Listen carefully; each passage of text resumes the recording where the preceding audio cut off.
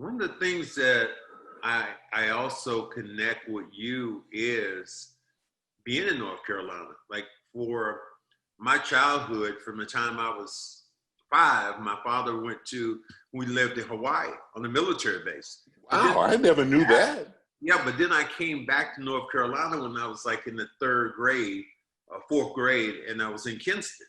And so I came back from a totally integrated situation to a totally segregated situation. And man, being in the South back in the time, I don't even think I thought about it being black, because it was just such a system that was ingrained that you just followed the status quo, especially in eastern North Carolina. Then you start thinking things that happen in Greensboro, seeing things that happen, and it kind of moved down. Yes. But I do, and I'm sure you remember this. You remember water fountains, which were white and colored. You remember sitting rooms that were colored, and other ones were white. And as a child, I remember thinking like, damn, why are all the good toys over in that room? And in this other room, they got raggedy chairs and newspapers. It was just something that it was ingrained when I was coming up. So I'm sure you lived the same way when you were coming up. Oh yeah, I did. Let me give you a blind truth. 2 stories. My mother's 94. God bless her. I still have her. But she tells a story because in most black families in the South, there are some very fair relatives.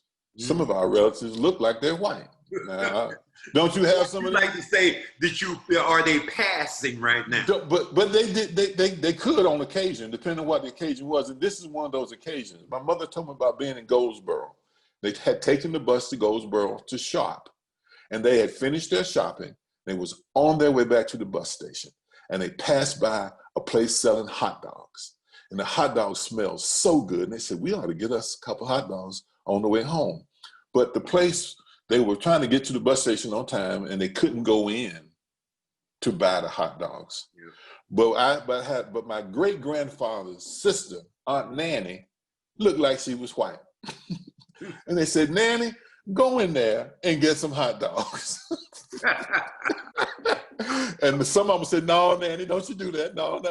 And Nanny went in this place, bought the hot dogs, and they came out and went on to the bus station and went on home. Because when we talk about the visual of color and race, America gets it so messed up. Living in Europe showed me how there were people of different color there, but Black people who were considered French are just considered French. They're not considered Black French. They're just French. They might be from an African country that was imperialistically, occupied by France back in the day, and whether that's the Belgium Congo, but they French. They ain't Black French. And in America, even our language, I learned to speak French pretty well when I lived over at Maxwell. If I tell somebody who I am in French, it goes like this: Je suis un homme noir. That says I am a man black. But in America, I am a Black man. Because my black is highlighted in America, my manhood is highlighted in Europe. And although that's a smart thing, that's just language. But the way we have constructed our language is part of the systematic prejudice and racism in our country. And we don't even understand that. But I want to talk about this basketball of blind truth that I learned from the great Willis Reed. I said to him, Willis, great players often are called upon to take the last shot in the game. You know, your team is behind and they call on you to take the last shot. How do you feel? And Max, you've had to take that last shot too. How do you feel when the ball is in your hand and the time is running out and you got to take the last shot? I said, you worried about, not making the shot and losing the game? Willis Reed said to me, he said, Gil, we already losing the game because we behind. He said, all I thought was, all I can do is win the game. And that's the thought of a great player versus regular players. Mm-hmm. And that's what makes people great. He said, we already losing the game. All I can do is win it. Gil, there were There are things that there was a photo which I've sent around, and I'll tell you about it and paint this picture for you. 19 during the 1960s, maybe 62, 63, 64, 65. My parents, we always went from Kinston, North Carolina to Quitman, Georgia. And we would go through Myrtle Beach, and we'd go through Wilmington, going down that way.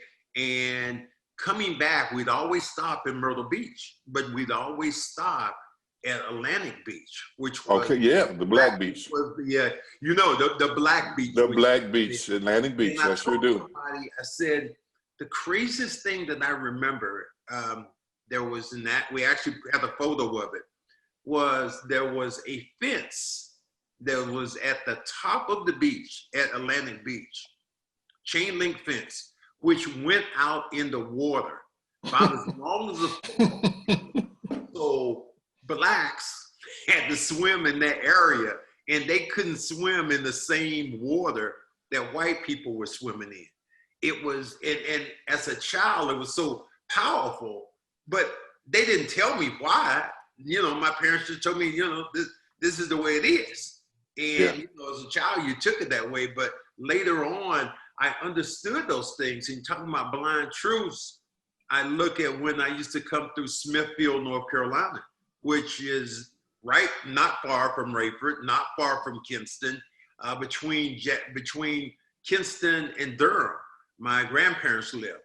But when you went through Smithfield, there was a sign which, as you came into Smithfield, North Carolina, there was a big sign, huge sign, billboard, home of the Ku Klux Klan, love it or leave it. And I was petrified when I was coming through Smithfield, because I was praying to God that nothing would happen to our car, that we were just able to get through.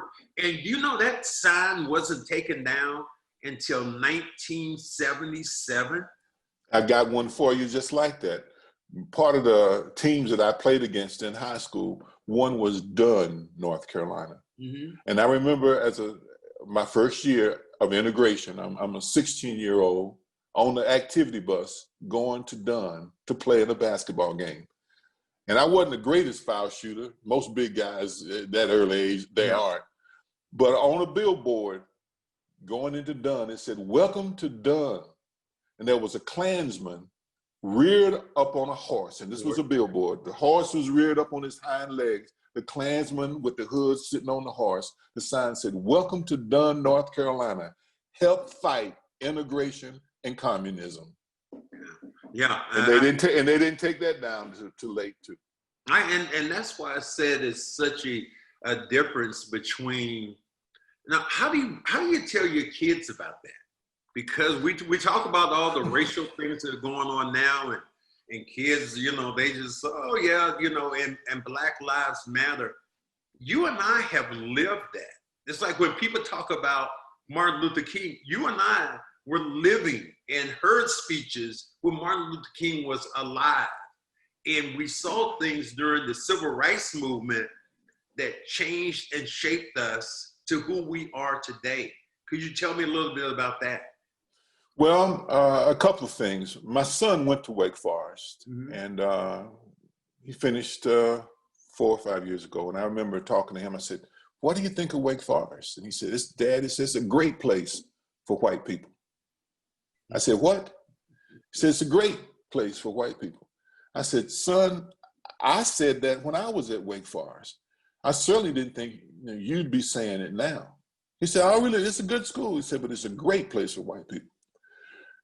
And when we talk about systematic racism, that's what the problem is. People want to hold on to power, real and imaginary. And I hope not to offend. Excuse me. I don't want to offend, but I do want to enlighten. Look, we on my podcast, this is the naked truth. We don't give a thing about anybody. Turn it off. You don't have to listen to it, but we're going to tell you the truth right now. Well, this is the naked truth or the blind truth. You see, you were talking earlier about the different waiting rooms and toys and the furniture. What happened years ago is that the trick was played on all of us, Black people and white people alike. But white people don't understand that they were part of the trick. Elite, rich white people don't like poor white people. But poor white people don't understand that. And poor white people have bought into the fact that, well, I'm white, so therefore I get extra credit. I can be poor, I can be unemployed, I can work in the coal mines of Kentucky and have black lung and still vote against Obamacare. I can be unemployed and I can blame the prior administration for it and not the current administration for it because I'm white. And he stood up and said, we're going to make America great again. But that's not what he really was saying. He was saying we're going to put white people in charge again, and y'all are white, you can be in charge too.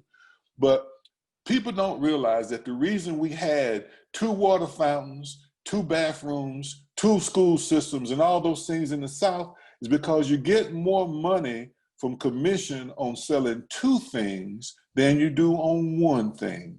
But in order to sell 2 water fountains, you got to make one a water fountain for Black people, and the other has to be a water fountain for white people. And you got to get people to buy into that. So you told poor white people, you might not have the best education, you might not have the best jobs, but remember, you white and you not Black. And they put those 2 social elements, poor white people against Black people, so that rich white people could stay rich white people. And poor white people have never, ever understood that. And when they talked about affirmative action, I try to explain it for basketball. You would never have a Black basketball player sitting on anybody's bench who couldn't play. There's your affirmative action right there. The reason he was on the team because he could ball. That is what so anytime somebody was a part of affirmative action, people were getting something out of it.